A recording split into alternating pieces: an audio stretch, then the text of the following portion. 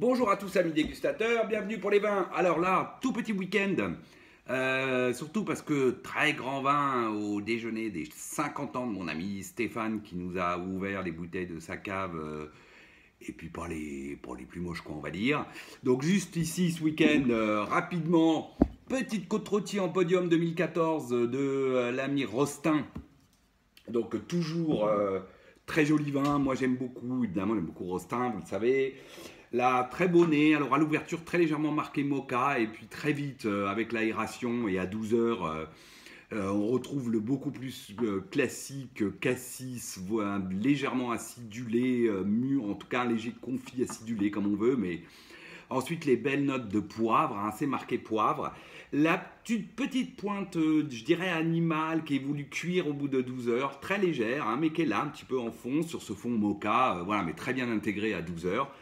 Belle bouche, ample à l'attaque, joli tanin fin, précis, soyeux, pas une grosse densité certes, une jolie fraîcheur hein, qui donne un côté acidulé tout au long de la bouche, belle finale fraîche, et on est à nouveau sur le cassis, donc du coup un peu acidulé, les notes d'épices poivre, un petit peu plus réglissées éventuellement, la petite pointe de cuir légère, animal cuir légère, et ce fond un peu mocha. Voilà, c'est très beau, c'est très bien fait, c'est très bon, c'est Rostin, voilà, moi j'aime beaucoup. Que ceux en podium 14. Alors ensuite, bah oui, j'ai pas rapporté les bouteilles, mais quand même, quelques mots sur les vins que nous a ouvert Stéphane pour son anniversaire. Alors en blanc, on a attaqué par un Majulien blanc 2013, très beau millésime 2013, hein, Languedoc-Roussillon. Et ce Majulien blanc était très beau vin, très très très beau vin. Un peu dans l'esprit de Simone, j'ai trouvé, j'ai confondu moi avec Simone. Je pense que c'était Simone 2013 qu'on a bu, que j'ai bu il n'y a pas si longtemps. Très beau nez, vraiment de fruits blancs, de pommes. Ensuite, le petit côté herbe séchée, voilà, sur un fond amande léger, un peu amer. Voilà, c'était très beau, belle bouche, tonique, ample, belle matière. Ensuite, il a ouvert un Riesling de ses Schlumberger Kitterley, et c'était le millésime 2010.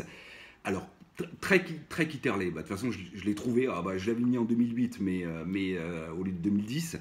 Mais voilà, un nez de pamplemousse, belle note terpénique, un peu pétrole, un petit type pointe florale, et puis c'est surtout en bouche, cette délicatesse, cette finesse. Alors certes, pas un vin d'épaule, c'est pas un vin de concentration, hein, c'est très délicat, très fin. Par contre, c'est très joliment tendu tout du long. C'est très équilibré, voilà, avec tonique, belle fraîcheur, belle finale fraîche. Un beau Kitterley que ce 2010. Et puis pour finir les blancs, il a ouvert un Perrière de l'ami Germain, millésime 2007. Alors évidemment très beau vin, à nouveau, beau nez de fruits blancs, de fruits jaunes, puis ensuite très tarte citron, citron meringué, donc chèvrefeuille, voilà, une petite pointe un peu florale d'ailleurs aussi, aubépine hein, plutôt, sur un fond à nouveau amande avec la petite pointe de sésame grillé. Un petit peu marqué à l'élevage à l'ouverture, un tout petit peu, et puis tout petit peu vanillé, puis alors ça disparaît pour laisser plutôt, je dis, le côté tarte citron meringué, quoi.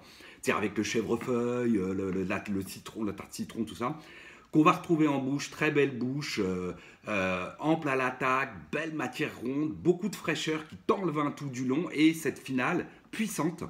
Et c'est là où tous on a dit, mais oui, c'est Perrière, parce que cette finale est puissante. Beaucoup de fraîcheur, hein, à nouveau elle est très fraîche, voilà, belle acidité dans ce vin qui nous a emmené sur 2008, puis après quand on nous a dit que c'était pas 2008, bah, on a trouvé 2007. Parce que ça a du fond pour 2007. Au départ, 2007 c'est quand même un millésime rond, voilà, là faut les boire, même s'ils sont très beaux, les blancs 2007, bah, pas énormément de fond, et là il y avait du fond évidemment, mais parce que Perrière.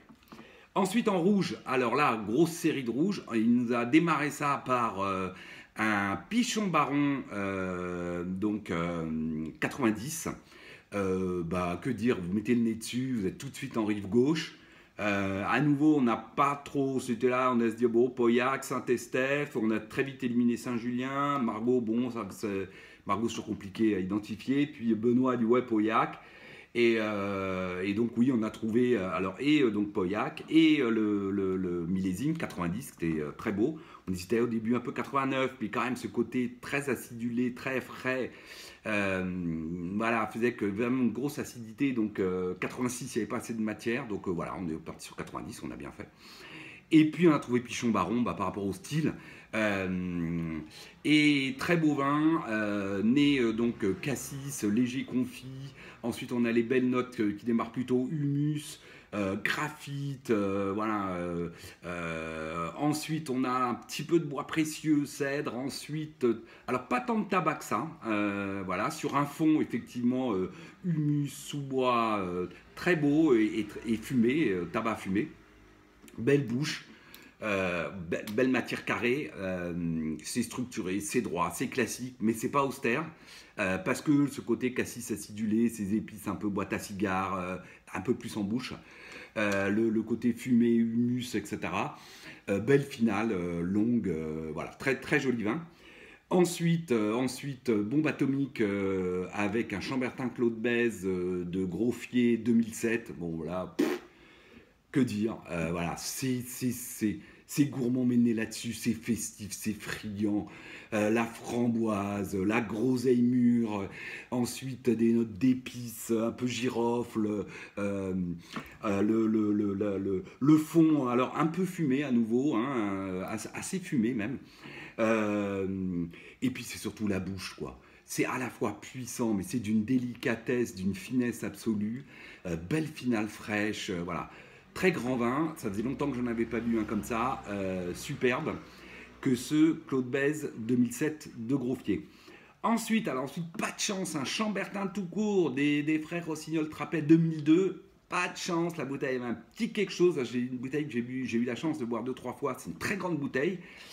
Et là, ben, on était avec un nez avec un peu d'encre, mais graphite, mais le côté encre, un peu cave, un peu voilà, champignon cave, qui montre que le bouchon qui s'est effrité d'ailleurs, qui était difficile à sortir, qui s'est totalement effrité en sortant. Alors rien tombé dans la bouteille, mais bon. Ouais, fait qu'à mon avis, bon alors au fur et à mesure de l'aération, il a repris un peu de vie, mais quand même, il était un peu marqué de ça, voilà. Ensuite, à nouveau, une bouteille avec un nez incroyable. Là, on part tous tout de suite beaucoup plus au sud. On est à la fois sur le fruit rouge un peu confit, très léger fruit noir. On a des notes d'orange sanguine qui arrivent, qui sont superbes. Ça a toujours avec un côté boîte à tabac, vous voyez, boîte à cigare, voilà. Tabac, boîte à cigare, assez classe comme épice. Euh, un fond plutôt chocolat, cacao, voilà, très légère amertume, mais voilà, tout ça est très gourmand, très beau. Et puis une bouche soyeuse, un côté cuir aussi, pardon, un fond de cuir très élégant, très classe. Une bouche ample, large, soyeuse, concentrée, mais fine, précise, droite, à la fois gourmande avec un côté acidulé et à la fois avec de la profondeur du fond. Waouh, waouh, waouh, superbe. Que ce beau Châteauneuf-du-Pape, Beaucastel 90. Alors là, à nouveau, on a trouvé Châteauneuf, on a trouvé Beaucastel. On hésitait entre 89, 90, voilà. Mais ce Beaucastel 90, superbe bouteille. Alors, Stéphane nous avait déjà ouvert une, mais qui était trop marquée cuir, qui était même un peu bretée, on va dire presque. Hein. On était à la limite. Là, pas du tout. Voilà, c'est plein d'épices avec ce côté orange sanguine. Voilà, c'est vraiment très beau. Très, très beau. Pour moi, le plus beau vin de la série. Ensuite, une London 2001 de Guigal. Ah ouais, non, il n'a pas fait les choses à moitié. Une London 2001 de Guigal, à nouveau assez marquée d'un côté, je sais pas, un peu. Enfin, en tout cas, pas du tout Syrah. Je suis parti plutôt sur une rive droite, donc c'est vous dire. Très profond, encre. Voilà, un côté encre, graphite, très profond, droit. Voilà, pas du tout les marqueurs classiques, pas de poivre, pas de mocha, pas de violette, pas de bacon grillé, pas d'olive noire, tout ce qui sont un peu les marqueurs des Syrah. Bon, est-ce que la bouteille avait un petit quelque chose? Elle a carafé 3 heures, mais voilà. Alors ça restait un très joli vin, mais c'est vrai que ben, pour une London 2001 de Guigal, ben, on peut s'attendre à autre chose. Et puis, comme il n'était pas très content de sa London 2001, ce que je peux comprendre, il est allé nous ouvrir, et ça m'a fait bien plaisir, un pavillon de Chapoutier 2001 aussi. Donc, Hermitage Pavillon de Chapoutier 2001. Très beau vin, le classicisme de l'Ermitage, mais avec un côté friand en bouche absolument incroyable. Donc profond, droit. Alors on est un nez sur le cassis, à nouveau un peu confit, un peu mûr. Des notes effectivement assez profondes. Euh, une petite pointe d'épices très agréable entre réglisse et poivre. Un fond fumé à nouveau. Une bouche donc qui attaque l'âge, puis tout d'un coup arrive cette profondeur, cette droiture. Tanin très fin, c'est voilà, finale fraîche avec ce côté acidulé assez friand. Très beau vin que ce pavillon Hermitage de Chapoutier 2001. Voilà, je vous ai fait un petit tour rapide. Je ne pouvais pas ne pas le faire vu la qualité des vins que nous a servi Stéphane. Et moi, pour moi, bah, le top, c'était les deux pour moi plus belles bouteilles. Et puis ça faisait longtemps que j'avais pas bu des bouteilles, enfin quelques mois que j'avais pas bu des bouteilles de ce calibre.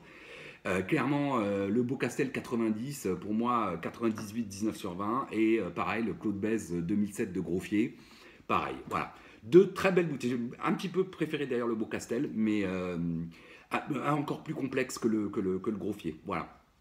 En tout cas, merci Stéphane, c'était magnifique. Et puis, bah, je vous souhaite à tous de boire d'aussi belles bouteilles. Et puis, je vous dis à la semaine prochaine. Salut!